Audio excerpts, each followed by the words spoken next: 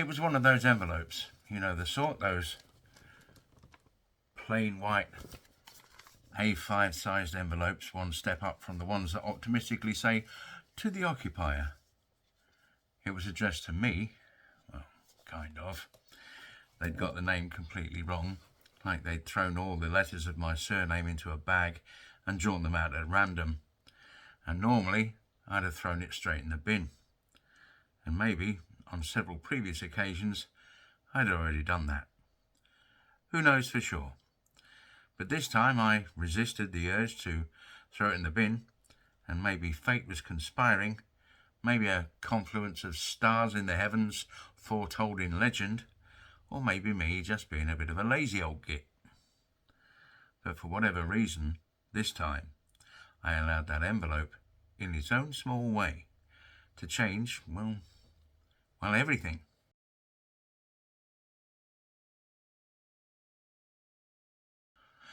I suppose it sat for a day or two, maybe a week, no longer than a fortnight in any event, until, in one of those far too rare moments, I decided to portray myself as a man of action, and I opened it.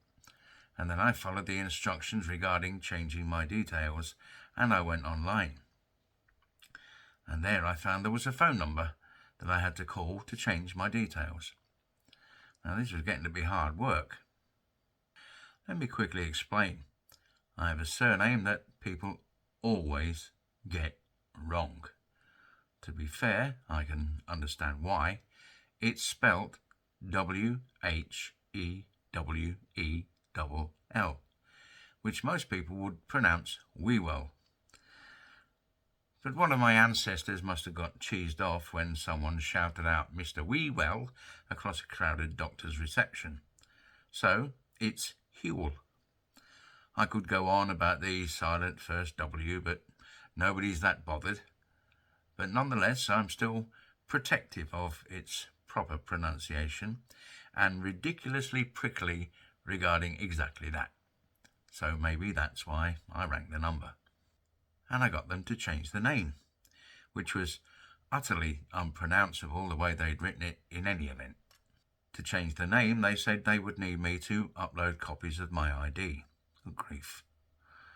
Another flaming hoop to jump through, but I figured I'd come this far already, so I jumped through their hoop, uploaded my ID, and that's what turned my world upside down, because that's when they told me of a pension pot that I'd lost track of back in the mists of time of the 1980s.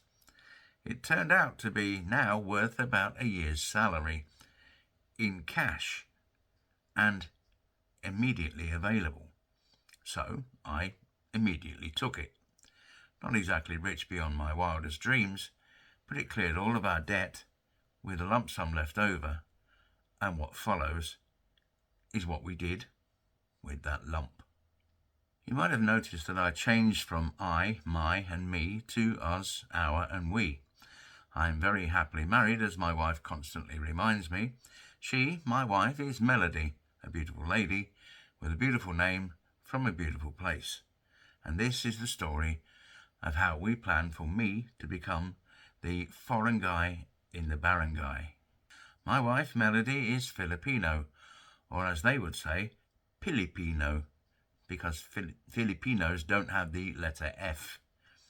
So they pronounce it as P. So you can't say fairer than that. Anyway, when we met online back in 2013, Melody was living in the Philippines, or the Philippines. She was looking after each of the mothers of a married couple who live in England. I was living in Spain, where I'd carved out a stellar career as a famous bullfighter. The last point isn't actually true in the slightest. I made it up. But it's a lot more exciting than saying I made a living fetching tourists from the airport and taking them back again a week or two later. Melody, quite understandably, fell head over heels in love with a handsome, exciting, perfect man she'd finally met, but he moved away, so she settled for me instead. She fell head over heels in love with my version of a handsome, exciting, perfect man, and immediately started work on changing me completely. No more drinking, Much less swearing. Move back to England. Earn more money. Stop smoking, as well as stopping many, many more foul habits unsuitable for description, at least at this parental guidance level. All of a sudden, I found myself back in the UK, on our crowded, damp, angry little island, with my head down, working and saving as much as we could, so that we could escape. Well, I could have sworn that I'd already done that, but just as you only realise when you get married that there is a right way and a wrong way to put the milk back into the fridge, I now realised that I had not left England in the right way, way back in 2004, because I had not moved to the Philippines, and Melody was going to put that right. She's 4'11", but a very determined woman. She terrifies me, but she says she's exactly what I needed. She's told me to write that down, so I did. We pick up the story again a couple of months into one of my surefire plans, 100% guaranteed to change our lives for the better. I was paying all the bills and expenses, which left Melody to save a great big chunk of her wages, which she did. The plan was to gradually save up enough money to buy some land in the Philippines on which we would build a home. I should explain I'm getting a little bit ahead of myself. Melody is younger than me, 18 years younger. I'm 61 in a couple of weeks' time, and the sharper ones among you will have already worked out that Melody is currently 42. For those of you who weren't so sharp, don't worry. You can rely on your good looks and rapier-like wit for a little while longer. But 42 is too young to retire, at least on the paltry pension I was going to be receiving. And when Melody took me to one side and explained to me that I had chosen her to be my wife, I made myself a promise, and that was that I would do everything that I could to ensure that she would be financially secure whenever I kicked the bucket or died trying. So I was going to have to come up with a brilliant plan, and coming up with a brilliant plan is right up my street, by the way. And this particular brilliant plan would ensure that Melody would have some way of bringing in a shekel or two when I was no longer capable of doing so, and a way of bringing in a shekel or two to supplement my meagre pension while I was still able. Now, a time warp. We had been on holiday in January 2023 on what turned out to be a special mission to see what the major tourist destinations of the Philippines looked like during periods of foul, rotten weather. We went to Calibo to see the Ati-Atihan Fiesta, and we were told that it's normally beautiful weather, although while we were there, it rained cats and dogs. We went to the tropical paradise island of Boracay, where the locals spent half the time trying to fix down the east side of the island to stop the wind from moving it to the west, and the other half of the time telling us that it's not usually so windy. Now, I must admit I found this statement to be a little suspicious, as there were wall-to-wall kite surfing outlets all along the beach. We went to Cebu City, in a tiny, rickety old plane, so old that it had 4 little drawings of Japanese zeros near the cockpit. And once we clattered to the ground and skidded to a stop at the end of the soaking wet runway, we spent much of our time in Cebu City crossing almost all the things we'd planned to do off our list, because of the desperately poo weather.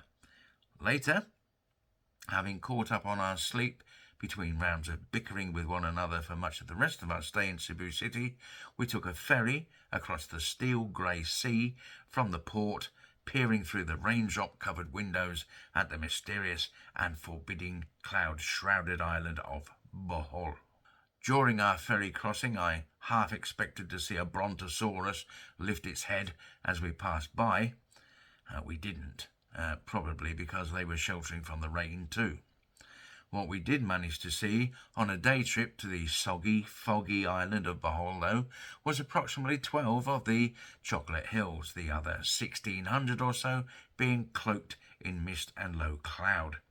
We witnessed the incessant rain filling up the Lobok River with alarming speed, We rented out a scooter on which we would attempt to drive somewhere interesting whenever we felt the urge to combine tourism with personal hygiene by taking a refreshing cold shower as we pootled along between the puddles. And yet, although it was more like Manchester than the ideal tropical holiday destination, it was in Bohol that I had an epiphany. I'll explain. We were staying at a lovely place, Blue Planet, highly recommended by the way, but I came to realise that it had been brilliantly designed in that it was all built on a quite small plot of land. There were 8 rooms, clustered 4 each side of a beautiful pool, along with a bar-restaurant area and the admin area. It had everything you needed, but never felt crowded, despite it being built on a lot that was probably no more than 800 metres squared. And with a moment of truly incredible originality, I thought to myself, we could totally copy this. So, we came home from our overly moist holiday and got straight to work, lying on the settee and trying to dream up a plan for us to get the money together and thereby save us from the dismal failure that the UK and my negligent financial planning promised us.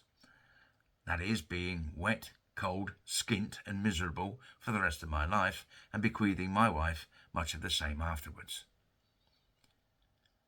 Now it may surprise you, but I am a man of limited patience, and whilst in Bohol, having climbed up the 10 bazillion steps to the observation deck on the top of one of the chocolate hills, only to be presented with an elevated view of the terrible weather, my saint-like patience broke, and I proclaimed loudly, and with the aid of some colourful Anglo-Saxon terminology to the attendant hills and all who heard me, that I would never, ever, ever visit Bohol again.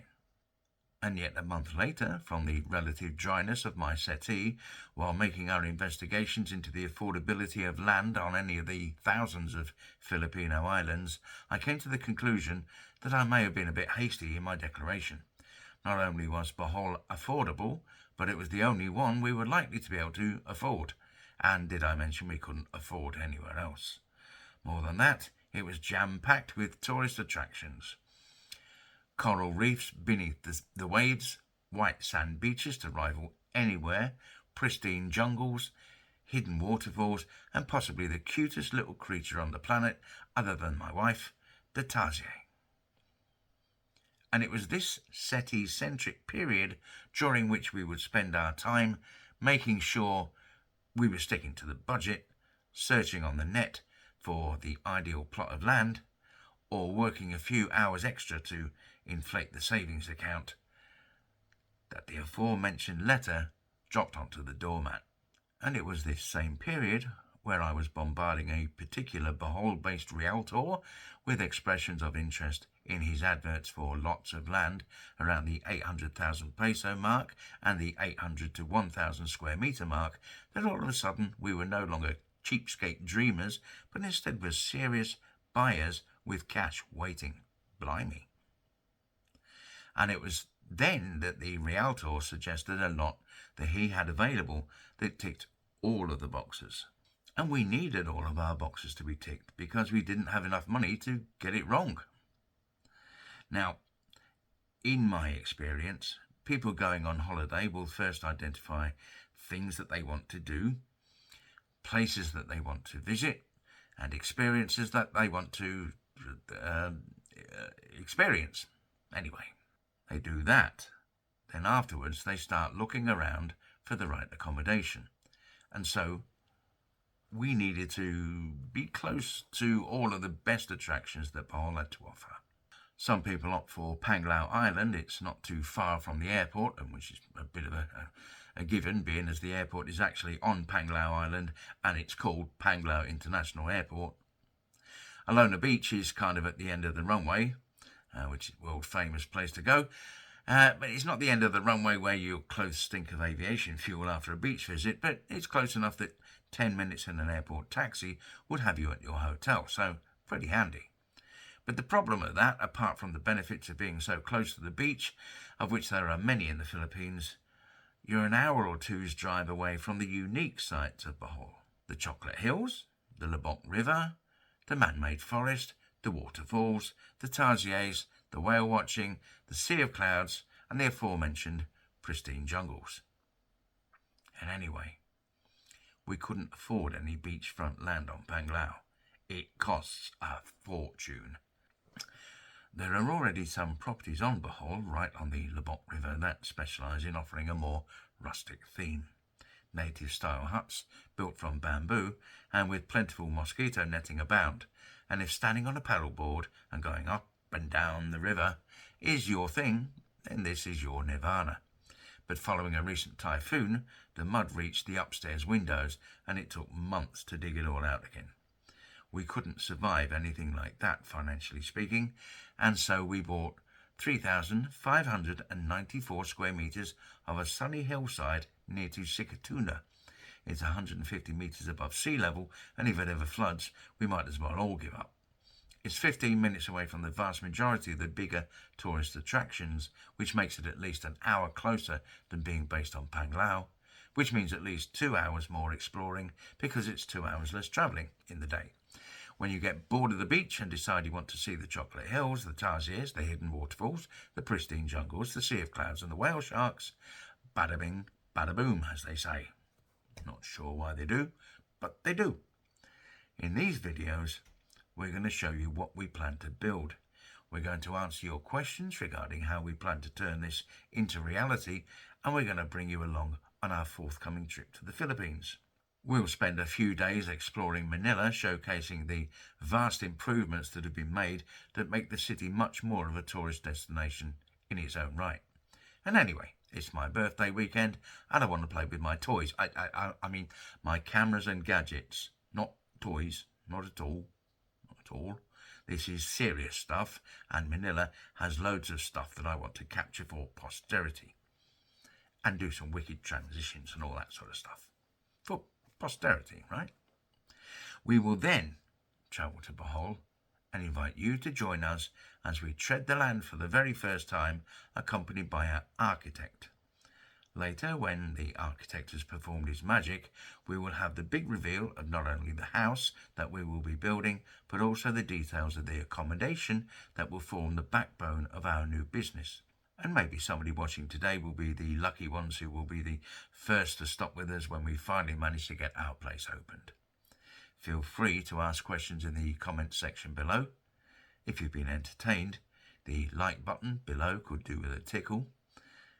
And if you want to keep up to date, next to the like button is a subscribe button. We hope to see you soon on Foreign Guy in the Barangay as we build the Boholiday project. Take care of yourselves. Bye-bye.